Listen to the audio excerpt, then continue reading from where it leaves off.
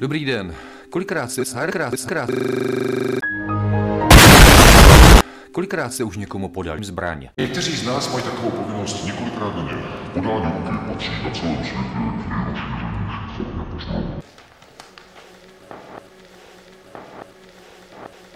Petře.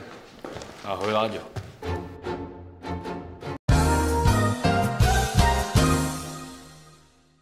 Ty podání ruky dokazovalo, že v ruce nedržím ruku.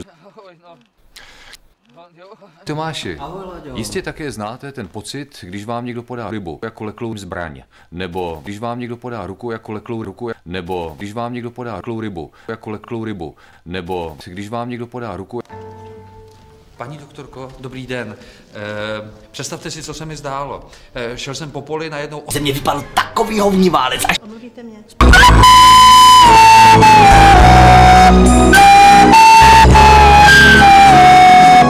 Všimli jste si, že nejdůležitější úkol má ten nejvýznamnější?